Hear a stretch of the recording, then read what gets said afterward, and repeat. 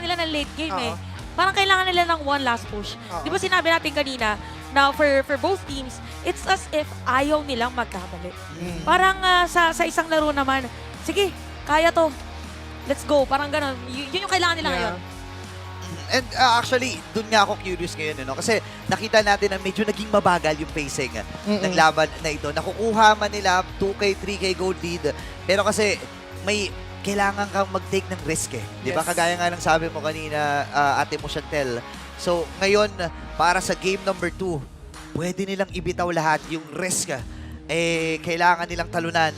At ang Minana Evos naman, kailangan lang nilang alagaan kung ano man yung meron sila. Game number 1 kasi, Tama naman. Tama. di ba? Game number 1, medyo nalulugi sila eh. Nag-antay lang sila ng right opportunity. Nagamit ng maaga yung heavy spin nung sa last na Lord Dance. True. Tapos, antay uli sila. Antayin natin mag-cooldown yung heavy spin. Tapos nung nag-cooldown na yung heavy spin, tsaka sila lumaban. Right timing, right opportunity. Nakita kasi nila na low na yung mga bruiser, yung mga pangharap ng side ng TNC. And nung nagkaroon sila ng opportunity na i-punish yun, eh, yun na talaga, yun na yun.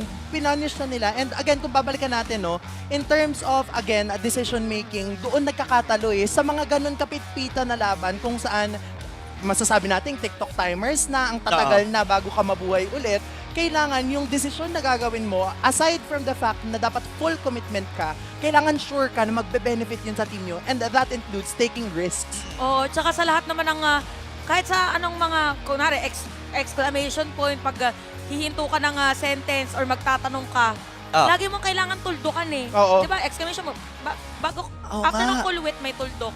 Ano yung kulwit? Kulwit yung parang ano sa, basta, yung Apostrophe? hindi yung ganun. Hindi. Sa question mark kasi, hindi yung ano.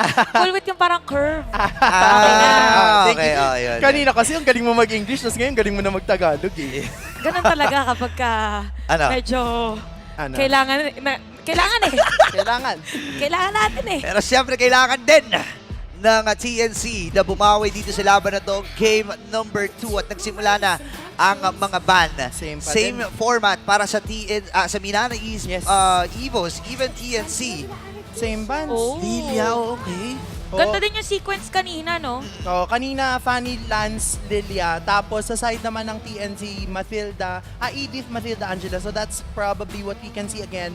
Kasi nga naman, kapag na-open ang isang Edith, kanina, lagi natin itong sinasabi, yung chain crowd control na nabibigay ng combo ng isang Edith, onward, earth shatter, ay, walang galawan yun. Oo, nakakagulo. Para mga 3 seconds something kang matitigil. Pero recently, napapansin ko, wala nang pumapansin sa Fredrin. Oo nga eh. Kahit kanina, no? Oo, sa kahit first kanina. series. Well, for Fred din kasi for the longest time, di ba? Parang siya nagiging priority pick. So parang pag kinuha mo na kasi siya agad, meron na agad Edith pa din. nakaset Oo. na pattern. Yeah. Valen. Valentina. Basically, the same for both. Dito naman mag-change, no? Oo. Sa TNC. Dapat. Yeah, actually, goods naman yung yung Terizla. And isa sa Terizla talaga sa mga highly contested na XP laner Yes. sa panahon ngayon. At iba rin yung nabibigay niya eh. Di ba? Yung flicker penalty zone. Yeah. Kaya kahit nasaan ka pa or yung mga gold laners, Kanta yun, hindi pwede. Hindi pwedeng pabayaan yung position na meron sila. Knowing naman, alam niya kung ano gagawin. Ano Pero yung isa? TNC, Retail pa din. ay, okay, Kanita naman. Okay, nakakadala si Terizla kasi nung sinabi ko, ano kaya Iza? Isa. Oo nga. Wait, hindi. Kasi sabi ko kanina, nung nagpapa-makeup ako, kailangan ang motif ko for today ay si Ariel sa Atlantis. Ay. So, sumalas na si Kadita. Kaya pala Shining Shivery ka dyan. So ito, Same Minana lang Evos, sa Akay Minana. ulit. Akay Club din ba kanina? Oo, same lang. Oo, Same. same. Claude and Akai. So, crowd control, late game insurance. Parehas meron na. Oh, parehas meron. So, Alam mo, ang gusto ko kasi sa side ng Minana Evos, bukod sa fact na meron na silang late game insurance, hindi din sila nagpo-fall off in terms of early to mid-game damage because of that Valentina as well as Sakai. So in a way, mas well-rounded yung composition na meron sila. wow, Ayan na Joy. nga. Dito nagbago, no? Oo. So dito na nagbago yung sa lineup ng TNC. Minotaur yan kanina. Oo. Pero again, medyo double-edged sword ito. Kailangan mag-ban ng Kaja at ng Franco.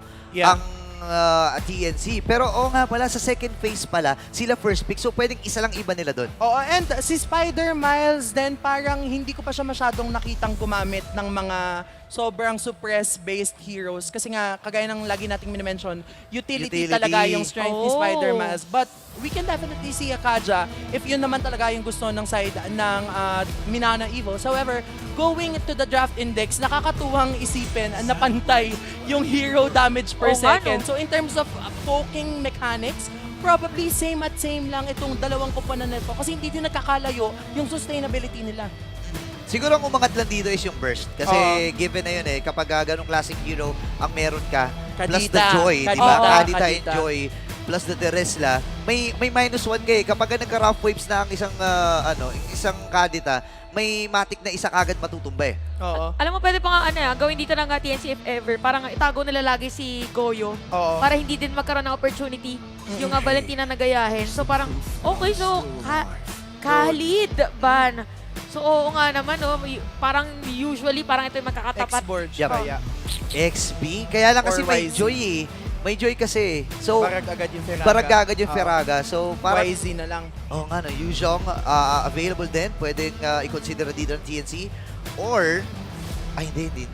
Iba yung naiisip ko dito. Oh, ano Anong yung naisip naisip mo? mo? Pa-share naman. Ah, Sana naman Then, share mo naisip sa ko amin. kasi, pwede nga magtanggal ng Roma na meron dito si Spider Miles. Kasi yung Rafaela naging goods Kanina. Ay, oo nga. Diba? Oo. So, ewan ko kung At anong alisin saka, nila. ito rin kapag yung joy ni King Kong ay hindi nagkaroon ng enough opportunity. Kasi di ba bumibilis kapag nag-holy healing yung Rafa. Yeah. Kapag nagkamali siya tapos hindi siya nakadash, mawawalan siya ng isa pang dash. Ah, so oo nga. madali siyang bigyan agad. Parang hindi niya na maaabot. Oo. Tsaka pag hindi niya natansya, kung hanggang saan pupunta. Okay, so Bruno naman ang ban. So parang pina-force din talaga ng Minana Evos na na-Irithel Yeah. Oo. ulit ang gamitin. Ano pa bang open na marksman? Bea. Si Minotaur muna. So, Minotaur. magmamotor muna para sunduin si si Tama. Beatrix. Tingnan natin kung healing ba ang Rafaela pa isasagot. din maganda. Yep, Rafa pwede. Mahirap ang Florin dito no? Kasi medyo bitten sa kits Oo. ang isang Florin.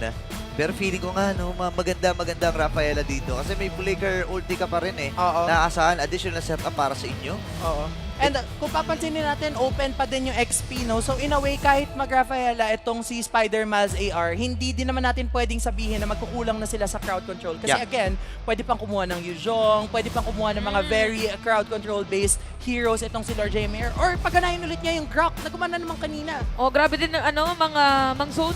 Yung Grok. Parang ang dami ka nang isipin. Oh, Rafa pa Ayan din. na, Rafa uli. Focus ang Minana sa mga heroes na gumagana. Yuzhong, ayan And na. Yuzhong para sa kupunan ng Minana. Magkakatotoo na yung hinihiling kong line-up Yeah. Para dito sa Minana Evos. Healing galing versus Nagtitiktok pa swimming siya. galing para sa TNC. Ano? Swimming galing versus Okay. Healing galing versus swimming galing para sa TNC. Irithel. Ano ang Bea. gold lane? Yeah, Bea, pwede. Pwede Bea dito. Bea, no? Irithel. Yun Para- na lang yung mga na-open. Pag ano ba? Iksha kaya? Ay, pero mahirap kasi Yuzhong kapag may eh. Yuzhong plus Claude, If ever ba kayo papipiliin? Beatrix or Irithel. Irithel? Feeling ko Irithel, pero Akari. none of the above. Sorry po. Iba Sorry, po ang P. Sorry, pipiliin P. niya. Sorry, P. Hindi kasi, actually, sakto nga siya no, kasi yung mga sustain, May purify din. may purify din. Yeah. Okay. So, Ang taas ng DPS kaya kaya. going into our draft index na now, medyo nag-iba naman yung capability and kits ng parehas nating kupunan.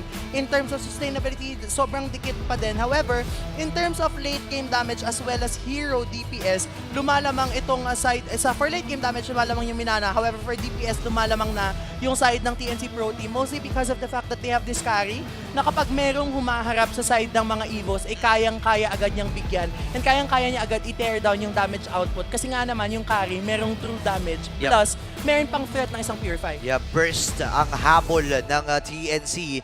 Pero mapagtatagumpayan nga ba nila itong sunod na laban na kanilang haharapin, Minana Evos and the TNC para sa game number 2. Nakita na natin ang mga lineups.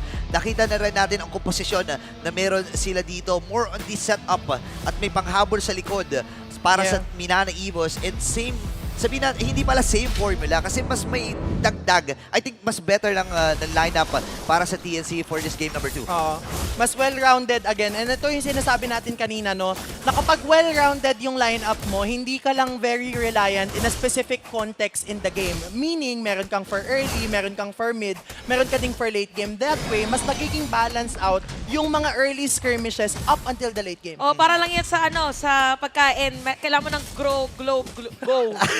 Diba? Gil, dun ka Para sa maging far away. well-rounded ka din. Ano nga tawag doon? Nakalimutan ko. Yung grow, glow, food. Basta yun. Oo, basta, go food, grow food, glow food. Tama, pero... Tama naman.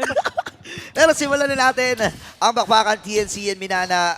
Ano ba ang mga kapansin-pansin? Okay, 4-man pala agility muli. Same, no? Parang ganun din kanina. Wala, actually, parang ganun din naman yung heroes na, Fusion diba? lang yung naiba. So, Yun. mabilis talaga ang bet. Pabilisan, ultra fast ang ating aasahan para sa TNC and Minana Evos. Pero mas mabagal na atake. Ay, sabi Ayun ni King Kong, ano mabagal? Bilisan Nag-level natin. 4 agad si Kuya King Kong, kaya naman na medyo magbibigay muna ng beat doon sa may bottom lane. Pero more on zone out lang naman. Sayaw muna tayo dito, parang gano'n. Ang lupit mo pala mag-beatbox, ang Oo, Pianara. parang pwede naman pala. Si Kaisen, ay! Si Kaisen AR, ito naman nagmala DJ naman na nag-ikot-ikot ng mga CD doon sa kanya heavy spin. Oop. At dahil dyan makakuha ng kill, pero hindi pa naman sa laban sa may middle lane. King Kong ay mag-zone out pero not enough damage para sa kanila at medyo delikado din dahil magkakaroon ng turtle. Maraming mga bumaba ang buhay doon pero damage share among junglers ang pag-uusapan. Nangunguna dyan si King Kong. Imagine mo, nalampasan niya itong si Carl TZ, the young goat. Masasabi natin na ito ini-explain nito na kung gaano kahusay si King Kong sa bawat laro na kanilang nilalabanan. Oo. Kumbaga, sa playstyle na meron ng TNC Pro Team, si King Kong pa din yung core. Siya pa din yung pina-funnel and Yeah. siya pa din yung ini-enable for the rest of their teams. Kasi nga naman, nag-a-assassin siya pero yung Dragon. Oo, pero Yun na. nakikita natin na tinawag na nga ang Dragon at si King Kong ay mahahanap na rin. Kaya ginamit na agad ang electrifying beat.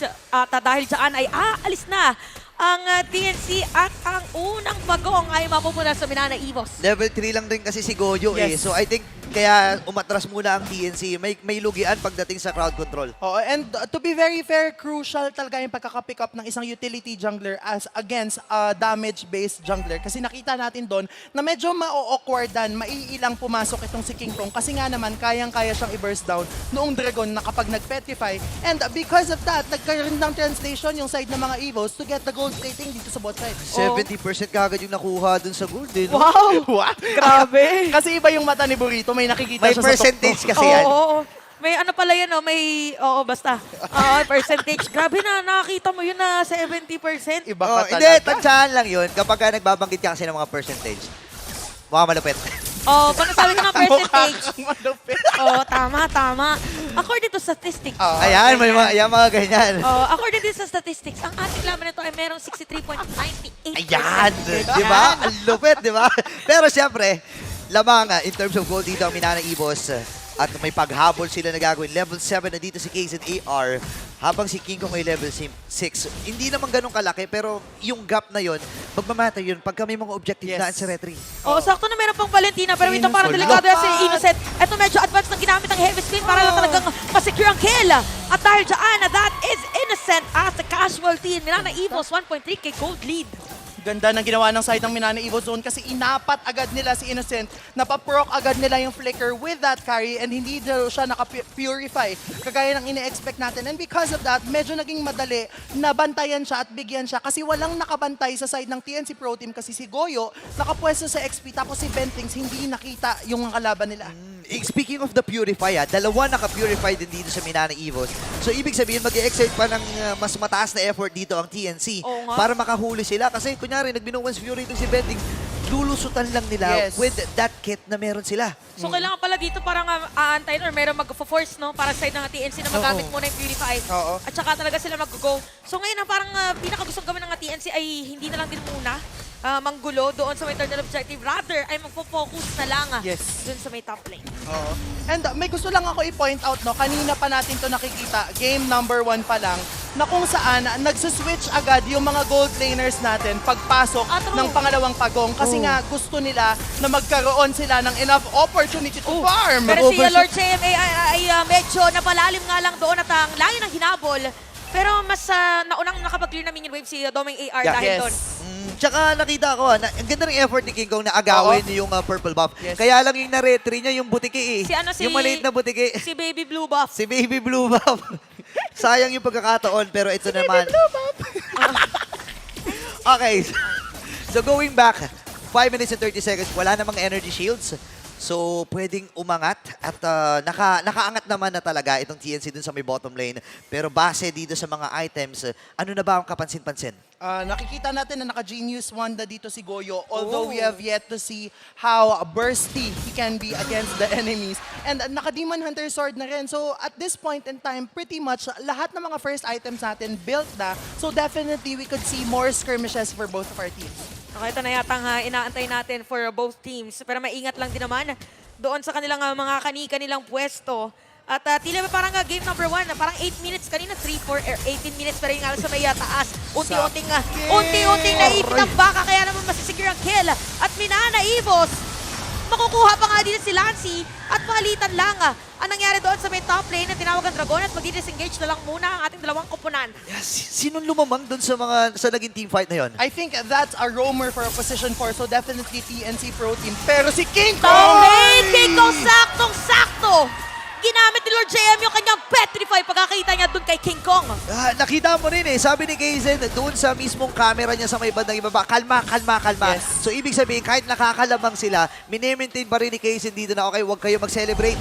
Maaga pa para mag-celebrate. Kuha lang tayo one at a time. At ngayon, Turtle muli ang kanilang punteriya. This is the third time na makukuha nila yung Turtle sa laban na ito. So kanina, tinanong mo ko kung sino nakalamang doon sa unang clash. Ngayon, TNC yon yung kanina. Pero ngayon, Minana Evos na kasi nabigyan nila si King Kong. And ito, dito natin nakikita kung paano nga ba nagpe-play yung isang damage jungler. Kasi nahihirapan ka kapag nag-zone out ka ng XP laner ng kalaban. Hence, nabigyan agad si King Kong. Oo nga, tsaka si Bentix hindi rin makapag-front. So parang kung ikaw si King Kong, kailangan mo na naman muna ulit na Oo, intay ikaw ka yung lang ulit. Antayin mo lang ulit. But yeah, makita natin, ang sakit na agad ni Doming AR. Oo nga parang napapaaga yung late game insurance para dito sa Minana Evos. Hindi ko alam kung mag-agree kayo sa akin. Pero isa kasi yung Minotaur, yung downside nito, ito yung mga traditional tank na medyo malalambot For example, Atlas, di ba? Atlas medyo malambot na rin. Unlike sa ibang mga sa ibang mga setter tanks na nasa na pwedeng available. Pero kasi gusto nilang sumabay doon sa healing na plano ng Minana Evos. Kasi alam na nila, nababasa na nila na pupunta pa rin sila dun sa mga Rafaela, sa mga heroes na may healing. So, I think nag-adapt ang TNC pero parang kailangan nilang humabol dito kasi ang laki na ng kalamangan, Oo. 6.7k gold na for Doming AR. And ito talaga yung continuously nakikita natin. Grabe mag-farm ang isang Doming. And with his Claude, sobrang naging efficient yon come the late game. Kasi hindi siya nabibigyan agad ng kanilang mga koponan. Kaya kung titignan natin ang item niya, meron na siyang Demon Hunter Sword as well as Golden Staff. Tapos pa-build na yata yung Malefic Roar niya. Tapos tinatantya pa niya kung kailangan na niyang mag-build agad ng Wind of Nature. Tsaka 7k na yung... Oh, wait lang, sa middle lane. Ay! Si Lance AR ang makukuha doon. Habang si Lord Sakit JM AR. na Doming! Nakapunahita natin si Doming AR sa middle Gedlet. Saktong-sakto na naman ang BMA out. Kaya alis na lang din ang TNC. Ay, grabe. Sobrang clutch ng mga BMI out dito ni Doming AR. Tulong-tuloy. And kapansin-pansin din, tinignan natin yung mga items. First item pala na Flask of the Oasis dito si Spider-Miles. Oo. So kaya pala may mga may additional na na HP na nababalik doon sa kanyang mga kasama. Ajay ay nandun. Pero nandito yung flicker ni Bentix. Ito na si Bentix, pero set of play, ginamit na sabay yung Purify na sinasabi kanina. Kaya naman King Kong sasakto na doon. Pero may ginamit na heavy spin. Kaizen AR medyo napalalim yata, kaya 2-3 players na Minana mag-try. Nakuha rin siya! Pero napakagandang basketball play dahil napakagandang sidestep. Kaya TNC ngayon, sila yatang unang pupwesto pero Minana Evos hindi lalayo dahil Goy gagamitin na ang rough waves at makakatakas pa nga. Kakalma lang ng bahagya pero nararamdaman na rin yung damage dito ni Doming AR. Yes. Hindi available yung kanyang Purify. So go signal ito para sa TNC na lumaban. Any of the members dito sa TNC pwede nilang igulo lang, i-go itong kupunanan na Minana Evos. Pero kasi sabi ni Kaizen, sige, magtitigan na tayo. King Kong aantayin ka namin. And ito na nga ata, may Grand Eyeball ata. Oo, ito may na. Gep, may GEB dito sa may Anong oras Lord. bang call time? 10:15 pa lang eh. Parang inaantay pa para umabot na nga 10:30. Op. Pero si Innocent Wala ng pa makakalubong dragon. si Lord JMAR. Medyo may damage na. Ito na yung sinasabi natin. Again, well-equipped. Doming, oh. Si Doming AR, this time around, walang crack na pwede mag-reset. Pero Na-reset. mare-reset pa rin ang ating Lord. At si King Kong medyo Oh! mamapalit at Jason AR. Hindi gagamit ang kanyang heavy spin dahil mas importante nga naman na mayroong baon na pag-ikot mamaya. Grabe, hindi pa natatapos dito yan ha. Kasi 4 na members pa mula sa TNC ang nakapulabot dito. Ay, Pero si ayun. Kaizen! Oh my gosh! Saktong-sakto, Kaizen AR. At nung time na yun, hindi pa nga ginamit yung heavy spin na binabanggit natin. Pero again, 10 minutes and 55 for ating score, 2.8k gold lead para sa Minana Evos. Op. Mainit na yung mga teams natin. Mainit. Kanya-kanyang bitawan na ito ng mga skills. Ngayon, nakuha ng Minana ang unang Lord pero may Ayun! burst doon sa itaas. At Lord JM ay mapapatay courtesy of Corrosion Goyo. side. Crucial yun ha. Oo. And ito yung gusto ko lang Ay! i-point out, no, si Goyo, mukhang susubukan siyang bigyan, pero back away na lang muna. May gusto lang ako i-point out, no, na kapag healer ka, ine-expect mo na yung XP laner mo as well as yung jungler mo, bruiser.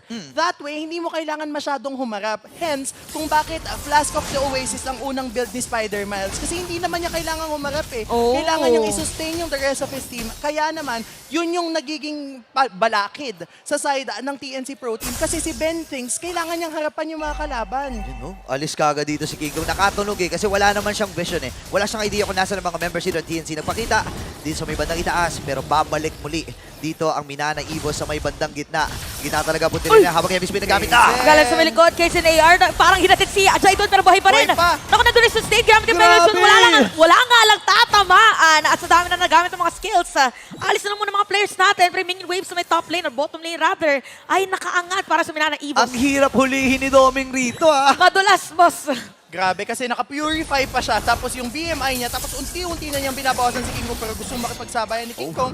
Pero back away na lang muna. Again, going back to our thought, ang ganda kasi ng ginagawa ni Doming AR, hindi siya masyadong humaharap sa clash, which is what you would expect coming from a gold laner. However, lagi siyang on time kapag kailangan na siya ng damage output. And nakikita natin na kung kanina meron siya mga masasabi natin careless na pagpasok with this Blazing Do It, hindi na natin nakikita yun ngayon.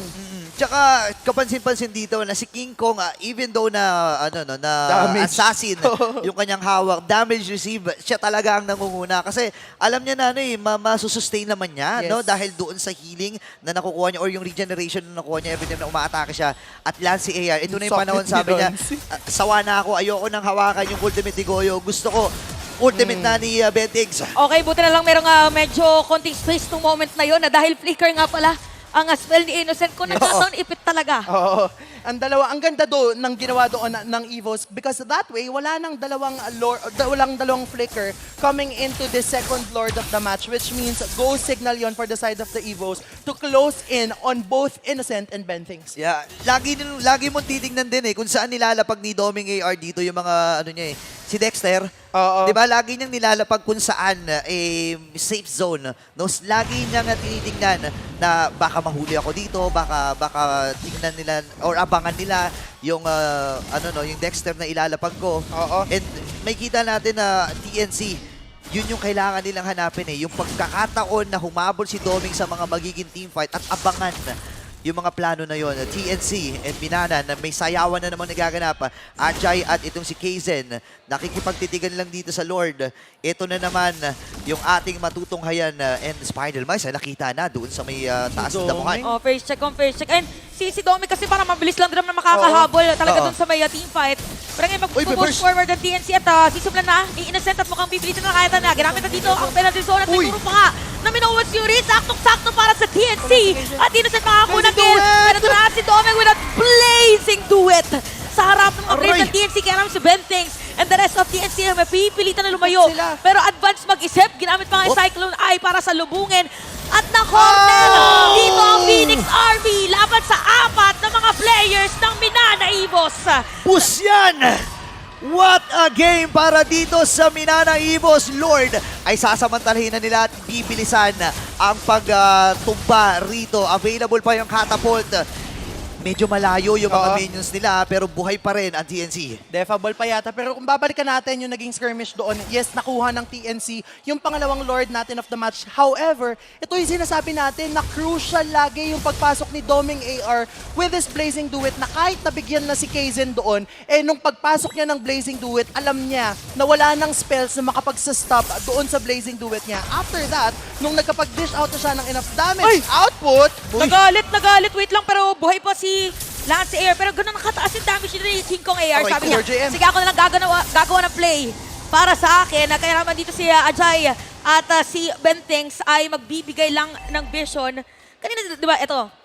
Serious question to, I mean personal question pala. Go. Kung problema ng TNC, yung Claude, paano ba nila kukontrahin si Doming AR?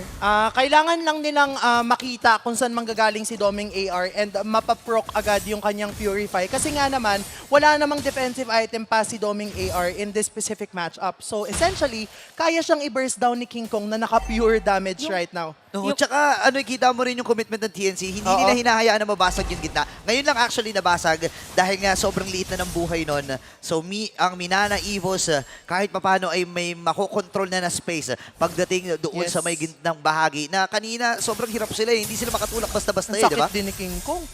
O yeah, dumaan si Spider Miles AR doon sa may bandang yun. Walang tinamaan ng first kill. So baka hindi nila alam. Wala silang idea. Wala silang ideya.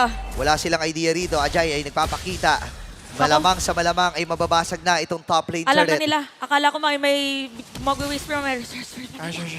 Research World Manila. Biglang magugulat. Pero wala eh. Nagpakita yan eh. Pero ngayon, aray ko po. Sakit. Grabe naman yung mga normal hits dito ni Doming AR. And yung Torre dun sa may bandang ibaba. Ayan na, Ati. Gahibla na lang pala ng buhok. Pero may setup palang gagawin. Okay, nakapag-flicker out nga lang dito si Bentings. Lord JMAR with that black dragon form. At si Goy nakatago. Uy! Nakikita ba nila kung saan Penalty magagaling zone! pero ginamit ang penalty zone. At napakasakit ng damage dito ni King Kong at TNC.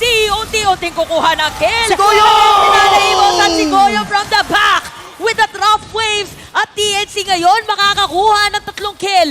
Buhay pa ang 5 members mula dito sa Phoenix Army. 5 seconds para sa Lord. Pero parang hindi na yun ang kanilang punteriya. Pababagsakin na yung Torre dito sa may bandang gitna. Isusunod na ba yung pangatlong Torre rito? Unti-unti bumababoy si Doming. Ay, maipit pa! Okay, nasira ito sa may Blazing Duet!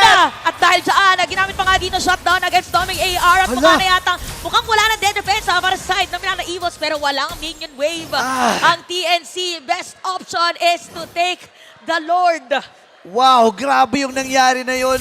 Anong mga kapansin-pansin doon ng Tianara? Ito yung sinasabi na Ate Chantel kanina, no? Na kapag mahihirapan sila kay Doming AR, ang gagawin na lang nila, i-burst down yung mga kakampi ni Doming AR. And dahil nawala doon, yung 3 membro ng side ng Minana Evos, hindi naging madali for Doming AR. And nakuha na niya ang unang death niya in this specific matchup. So essentially, kailangan gawin ng TNC Pro Team na kung hindi nila mahuli si Doming, patayin nyo yung 4 na membro ng Minana. Sobrang crucial nung pagkakahuli ni Yes. Goyo doon sa dalawa. Actually, nakatakas nga lang yung isa eh, no? And ang ganda ng basa rin ng Minana Evos. Dapat ubus yung 2 members doon. Pero again, panibagong pagkakataon para sa mga Tigre na makabawi at makahabol. Kasi almost lock item na rin naman eh, ang magkakabilang kupunan dito. At itong si Goyo ay unti-unti na rin nakakahabol. in Sakit terms of na, items. no? Nakikita na natin yung damage output coming from Goyo. Mukhang magbibuild pa siya ng Clock of Destiny or Blood Wings at this point in time. So,